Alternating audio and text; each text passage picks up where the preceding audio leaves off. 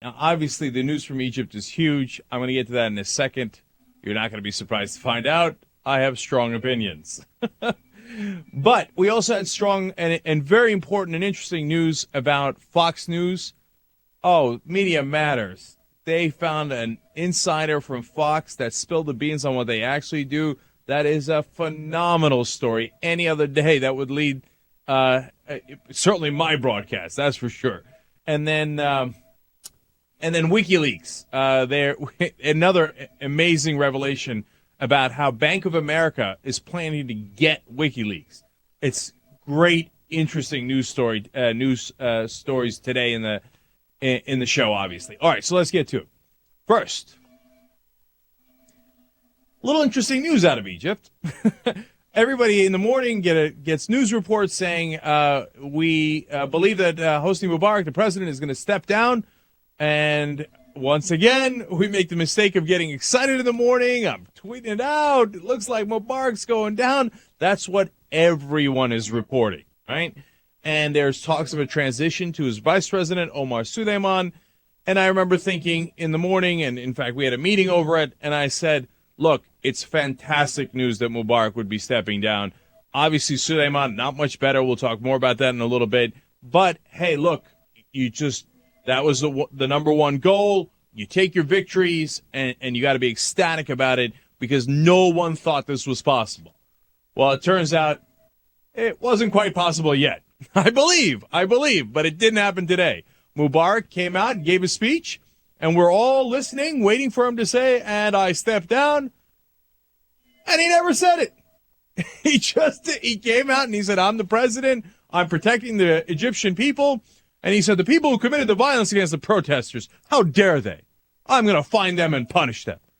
Oh, dude, who are you kidding? The minute he said that, I was like, oh, come. You know who ordered that? You did.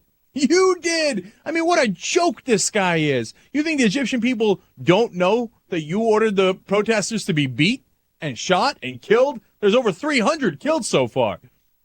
What, like there was just some random mysterious force inside the Mubarak government was like, on behalf of Mubarak, I will now go ahead and try to maul these protesters. But totally my decision. I didn't clear it with Mubarak. Yeah, that'd be a great thing to do. When you've had a dictator who's been in charge for nearly 30 years, don't clear those decisions with him. Of course Mubarak ordered it. So he goes on with that disingenuous nonsense. But you think he's going to step aside anyway? Nope. Comes out and says, I'm still the president. I will remain until September, until there are the elections. And then we will transition out.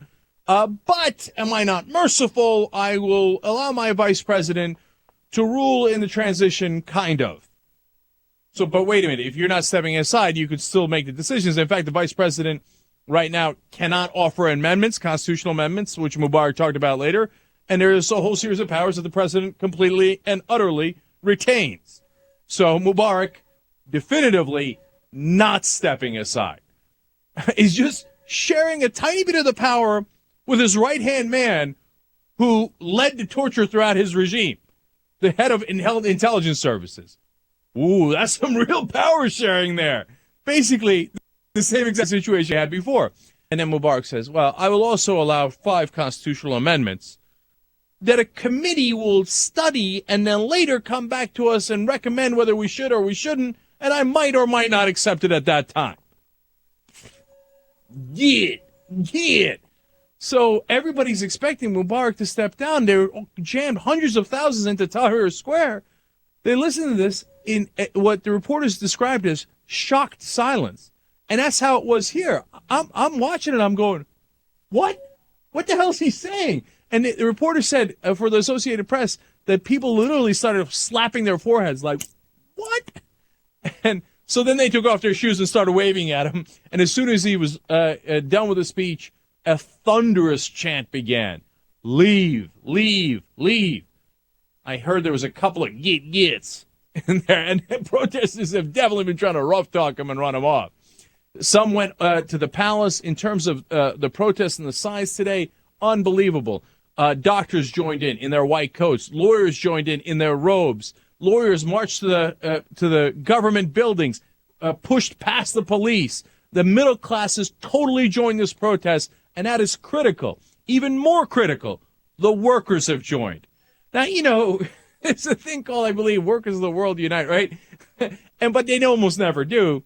And it's because they got to earn a living, and they care about their family, and it's so hard as it is. And there's a whole great host of reasons why it's really hard to get workers to go on strike or work towards removing the government. I mean, this government's been around for 29 years as an example in Egypt.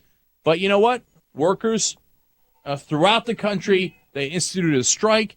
And as I said to you a couple of days ago, the key is money. And if you take the ruling class, the rich business people, the people in the military, people in the government, and you hurt their pocketbook, then you can get action. And we did. That's what motivated the army to say in the beginning of today, we have seized control. And everybody thought, well, is it a coup? Is Mubarak out? But now we're stuck in this netherworld. We don't even know. Is the army in charge? Are they not in charge? Is Mubarak still held on to power? And look, in between the army announcements saying they were taking control and Mubarak giving his speech, in the real world, you don't think there was some serious haggling? Like, this is the stuff that isn't reported. But here's what Mubarak did, is my educated guess. General X, what would you like? General Y, what would you like? Remember, Mubarak is reported to have $40 to $70 billion that he stole from the Egyptian people, right? General, where would you like your villa to be? Colonel, what kind of jet would you like? Et cetera, et cetera. And was he able to successfully bribe them, strike the right deals? Well, we simply don't know yet, because the protesters are now in an even bigger rage. And tomorrow's Friday, the most critical day in the Muslim week. And that is when they have the noon prayers, and that is when so many more protesters will show up. But here's the most important lesson I got out of this, and why we need to thank the Egyptian people for this. Look, at some point in these protests, I started to grow worried and skeptical and maybe even a little cynical, and thought, how are they going to do it with nonviolence? I love nonviolence. That's what I believed my whole life. Nelson Mandela, Martin Luther King, Gandhi, these are all my heroes, right? But you're doing the nonviolence, but the guys with the guns won't budge. What are you going to do? Well, they showed us the way. They said, as I just explained to you, hey, there are other ways to do this. One of the ways that you do it is you affect people's money. And I get, other than their lives, and sometimes even more than their lives, that's what they care the most about. When you touch their money, you've touched the bone, okay? And the Egyptian people showed that over the course of this week, and showed that that actually can lead to change. Now, it's not over yet. We're in the middle of it. But it was both extraordinarily courageous and extraordinarily smart. And I believe, and I'm not afraid to take sides. You got a lot of people in the media who are like, well, a little bit of this and a little bit of that. Well, the protesters look like they're Democratic, but on the other hand, that dictator is such a good friend of ours. I am not in that camp. I'm on the side of the Egyptian people and the Democratic protesters. You know why? Because I'm an American, and I believe in America. I believe in the concept. I believe in democracy, and that idea is more important than anything else, and certainly allegiance to a dictator. All right. Now that my opinion on this is very clear, let's go to the opinion of the President of the United States. So, as you all know, the President has been back and forth on the story of Egypt.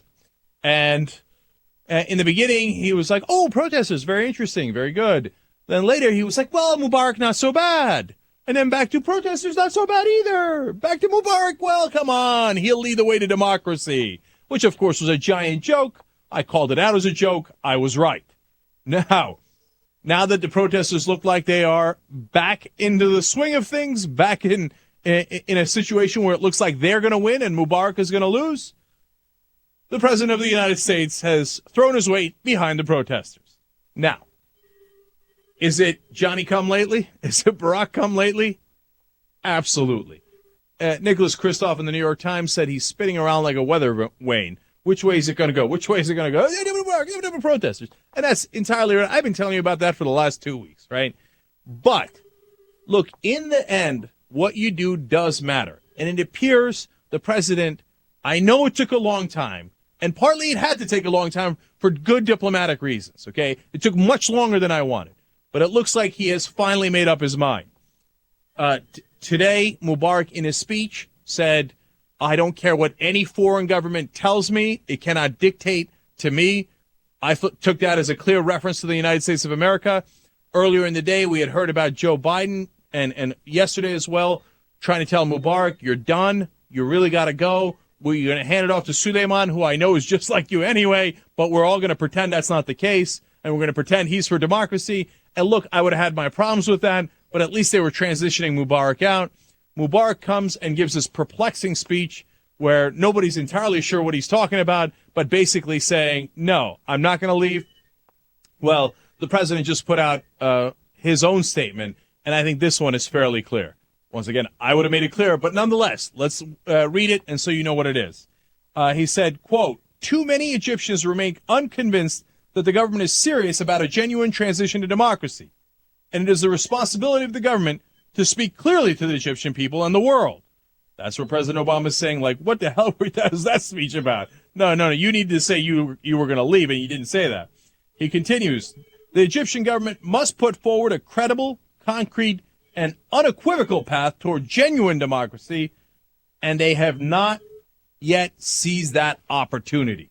That's the critical part, where he says, no, that was not the transition we were looking for, and you needed to step aside, and you didn't, and we are not on your side. Very good. Clear enough. But he continues. He said, as we have said from the beginning of this unrest, the future of Egypt will be determined by the Egyptian people, but the United States has also been clear that we stand for a set of core principles. We believe that the universal rights of the Egyptian people must be respected and their aspirations must be met. We believe that this transition must immediately demonstrate irreversible political change and a negotiated path to democracy. Still talking about a path to democracy, etc. at the end, but plenty good enough, and I will even say clear enough. He's saying it must be irreversible, it must be now, and your earlier statement was not good enough. You need to step aside.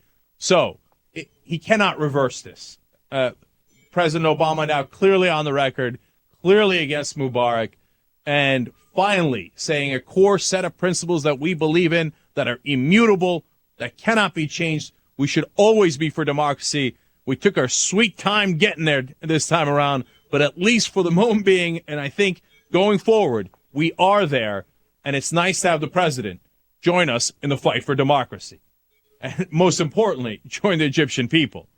So let's hope that this has real effects, including the president cutting off funding, not just to Mubarak, but possibly to the military, if he thinks that's the wise course of action, to motivate the military to be on our side and on the side of the protesters and not on Mubarak's side. So we will follow through on that, and obviously I'll let you know exactly where they're heading based on not just what they say, but what they do. All right. Now, man, I'm worked up, man. This Egyptian stuff is incredible.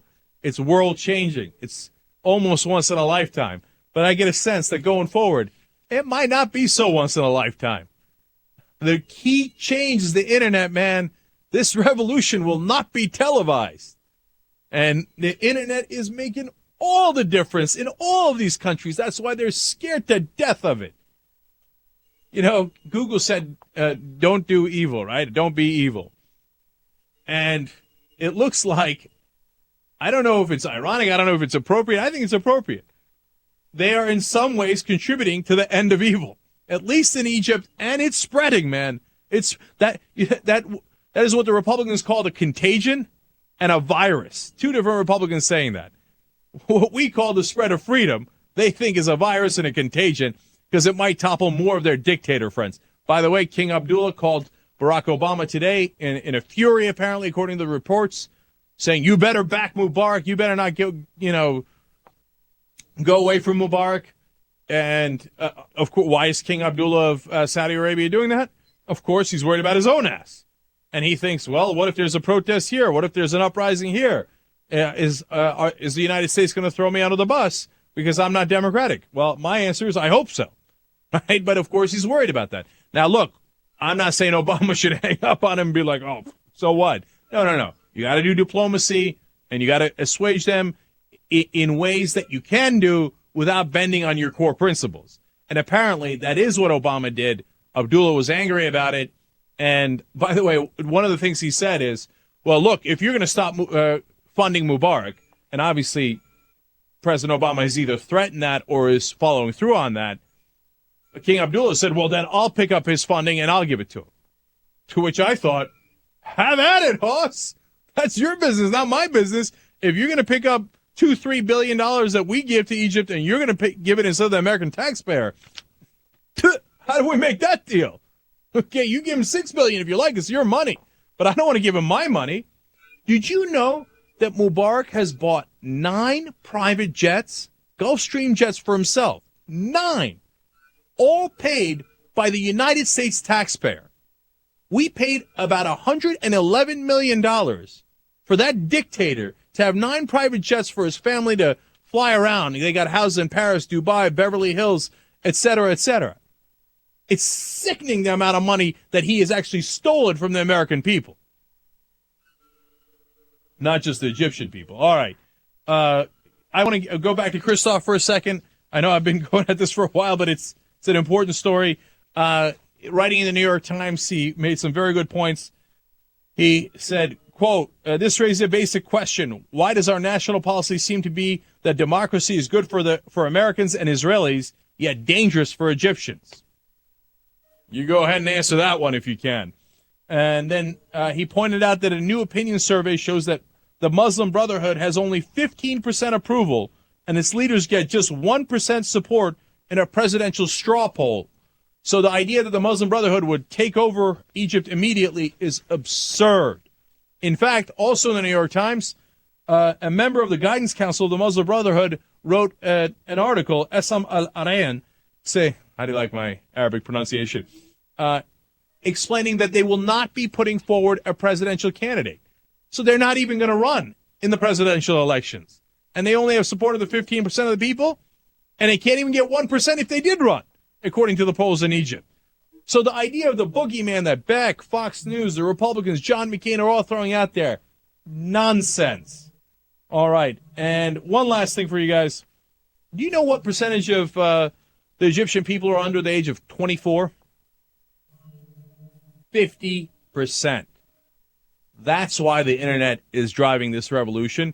Those people under the age of 24 in Egypt, they all know how to use the internet, and they all know how to organize, and they all know how to get that information, and they've lived under this dictatorship their whole lives, and they've seen the freedom that other countries have, and they don't want to put up with this nonsense anymore. God bless the young. God bless the internet. God bless the Egyptian people. Young Turks.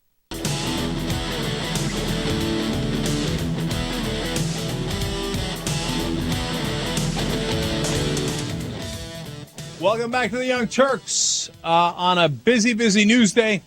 Now, another major story. Media Matters has found a Fox former employee. It is an insider that has given them the scoop on what his experience at Fox News was when he worked there for a number of years. He no longer works there. He's a former employee. Now, a lot of people go anonymously because Fox is notorious for being vindictive against former employees, and plus they often sign non-disclosure agreements that are legally binding. That is why sometimes they report on Fox News anonymously. Now, I know the people at Media Matters. Look, whenever this source is anonymous, I'm going to tell you so you make your own judgment on it. I'd be shocked if they didn't. I don't think they're making it up, right? That's my perspective on it. I think they really got somebody who's giving them exactly how it worked in Fox News. Eventually, I would prefer for people to definitely go on the record. But I know for a fact that Fox News does, because I've got my own sources, does go after former employees. If they say anything like this, they're in a world of trouble. They've got a massive legal team there ready to chase them down, and this guy alludes to it as well. So, what did he say? He says that the stuff at Fox News is, quote, just made up. Now, there's a lot of devastating quotes in here. Let me walk you through them. First thing is, he says, quote, it is their M.O. to undermine the administration and to undermine Democrats. They're a propaganda outfit, but they call themselves news. So now a lot of this is very important because a lot of the other news outlets will say, "Oh no!" Like remember when Fox News, when Obama administration very briefly took on Fox News and said they don't do legitimate news. All the other news outlets jumped on and said, "Oh no, you can't do this to poor Fox News! No, no, no! They're a great news organization. You can't beat up on them like this." Now, part of the reason they did that is a lot of people that work at those organizations might one day work at Fox News or at some point worked at Fox News earlier. Got to know where your bread is buttered, right? I'm keeping it real. That's definitely part of the answer. Well, this guy who already worked there says, nonsense, propaganda outlet. Now, he gets into further details. Second big quote. He says, like any news channel, there's a lot of room for non-news content. The content that wasn't news, they didn't care what we did with it as long as it was amusing or quirky or entertaining, as long as it brought in eyeballs. But anything that was a news story, you had to understand what the spin should be on it. If it was a big enough story, it was explained to you in the morning editorial meeting. If it wasn't explained, it was up to you to know that the conservative take on it. There's a conservative take on every story, no matter what it is. So either get told what it is, or you better intuitively know what it is. Now, obviously I've had some experience in cable news. There are these things called morning meetings. They're very normal and sensible. You get together in the morning, you decide what the big news stories of the day are, and then you go get your show ready. You produce the show based on the decisions you made in the morning meeting. Now, what happens at Fox News that is different than what happens at the other outlets is they give you a memo, as this guy is explaining, telling you you must take the conservative position on this. There is no such similar thing at the other organizations. Nobody comes and tells you what to report, what to say. There is no memo that comes down and says you must use this language. That was another revelation that Media Matters had earlier, where they found a memo leaked to them by an insider at Fox News saying, here is the language you must use. For example, one of the things they're doing recently is instead of calling the healthcare bill, they call it Obamacare. That was a memo written by the top saying you must call it that word because the whole point is propaganda. Now, and by the way, those memos are not just for their opinion hosts. Much more importantly, they're for their so-called news anchors. That's why they're a propaganda outfit. Now, third major quote. He said, for the first few years, it was like, and apparently he was at Fox News for a long time and from the beginning. He says, for the first few years, let's take the conservative take on things. And then after a few years, it evolved into, well, it's not just the conservative take on things. We're going to take the Republican take on things, which is not necessarily in lockstep with the conservative point of view. So that's where they start to get to the point where they're like, yeah, it's one thing to have a perspective, but let's just skip that and support the Republican Party and just become a propaganda outlet for them. Now, if they were conservative as opposed to Republican, that would be better. That's their perspective. If they're Republican, they're just a tool for one party. That's all it is. But it gets worse. He continues. And then 2, 3, 5 years into it, that it was, we're taking the Bush line on things, which was different than the GOP. We were a Stalin-esque mouthpiece. It was just what Bush says goes on our channel. And by that point, it was just totally dangerous. This is what we're talking about when we say propaganda. Look, you can do advocacy journalism. We have a perspective. The Nation magazine has a perspective. The Weekly Standard has a perspective. They're conservative. National Review. All these different people do, in some way, advocacy journalism. They're honest about it. They say, I'm conservative or I'm liberal, and now here's a story I'm reporting. Fox News says they are not conservative, that they're fair and balanced. But in reality, they're not even conservative. They're Republican, and during the Bush years, they were simply just an apparatchik for the Bush administration. As this guy says, that's what the Soviets used to do. And then finally, fourth quote here, he says, I don't think people understand that it's an organization that's built and functions by intimidation and bullying. And its goal is to prop up and support Republicans and the GOP and to knock down Democrats. People tend to think that stuff that's on TV is real, especially under the guise of news. You think that people would wise up, but they don't. And he says that is one of the reasons that he came out, because he couldn't believe that people kept treating it as if it was real news, because he'd been inside. He knew it, and he thought it was obvious to everybody. we're getting our talking points. All of the anchors are saying the same thing. Not just the opinion guys. All the reporters are saying the same thing. And they're saying the same thing because we got together in a morning meeting and Roger Ailes told us what to say. And what they say every single time is the Republican Party is right, the Democrats are wrong.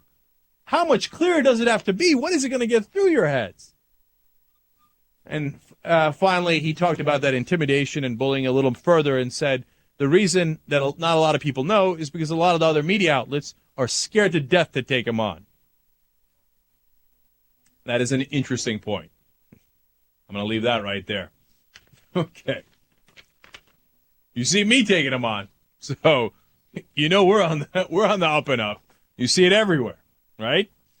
So now, let me. I got to take another break. Okay, guys, I'm going to come back when I do an amazing revelation about how Bank of America is going to fight back against WikiLeaks, including going after their top man that they're going after, other than Assange, happens to be a friend of the show. We'll explain.